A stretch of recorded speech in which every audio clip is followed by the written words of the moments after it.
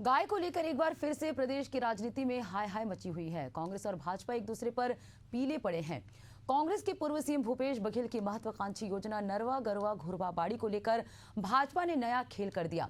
कांग्रेस के गौठान का नाम बदलकर अब गौधाम करने जा रही है। इस पर तंज कसते हुए कांग्रेस प्रवक्ता ने कहा, लौट के बुद्धू घर को आए। आखिर क्या है भाजपा सरकार का गौधाम, देखिए एक रिपोर्ट।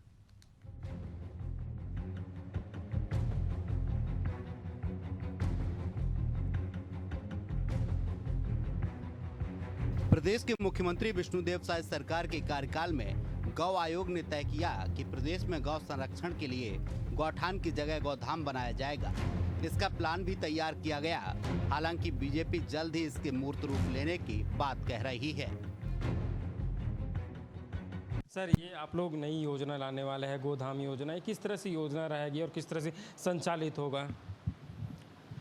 इसमें हर विकासखंड में जो जिसका इंफ्रास्ट्रक्चर तैयार है उसमें कुछ थोड़ा बहुत और व्यवस्था करके और उन पर गाय रखने की योजना है।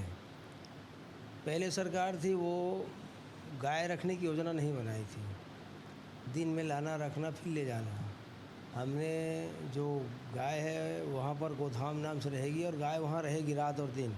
स्वयंसेवी संस्था को देंगे, एक गाइडलाइन बनी हुई है और वो भी चलाएंगे। कुछ सरकार सहायता देगी, बाकी जन सहयोग से चलने वाली है और जो अच्छा चलाएंगे उसको बाद में उसका अनुदान भी बढ़ाएंगे। ये पूरे प्रदेश में लागू होगा या कुछ चयनित जो क्षेत्र है वहाँ पर होगा? नहीं, पूरे प्रदेश में होगा। और जो नेशनल हाईवे है, ऐसे कुछ सड़क किनारे जहाँ ज़्यादा गोवंश है वहाँ कुछ अधिक हो सकता है।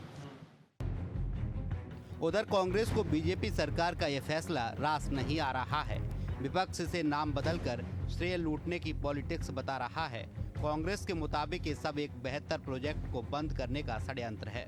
जवाब में बीजेपी से गौवंश की सेवा का असल प्रयत्न बताकर आदेश का 100% पालन कराने का दावा करती है। बीजेपी ने कहा कि कांग्रेस का गौठान भ्रष्टाचार का जरिया था। अब बीजेपी छत्तीसगढ़ की संस्कृति और गौ सेवकों के लिए गौधाम बचाने की तैयारी कर रही है। लौट के बुद्धू घर को आए।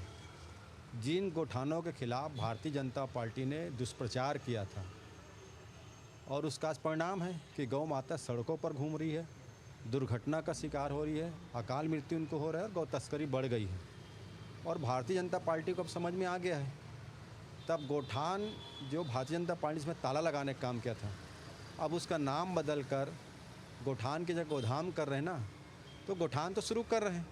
अब भाजपा को प्रदेश की जनता से माफ़ी मांगनी चाहिए और गौ माता से माफ़ी मांगनी चाहिए कि भाजपा ने जो गौठान के खिलाफ दुष्प्रचार किया था, जिसका दुष्परिणाम प्रदेश में गौ माता को उठाना पड़ रहा है, इसके लिए भाजपा दोषी है।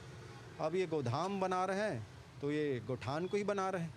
तो ये स्पष्ट हो गया है, जो भ्रष्टाचार और अनियमितता के जो आरोप लगाए थे वो सिर्फ एक राजनीतिक इनके आरोप थे और आज गौठान के दिशा में जा रहे हैं। तो ये कांग्रेस के द्वारा बनाए गए गौ सेवा के लिए गौठान की जीत है। भारतीय जनता पार्टी का काम तो सिर्फ नाम बदलना है। हम जब विपक्ष में थे तो सारे गौठानों का चित्रण हमने वहाँ से जाकर किया था। गर्मी का दिन था, एक एक कार्यकर्ता 10-10 गौठानों में गया था। आलम सब ने साफ देखा है।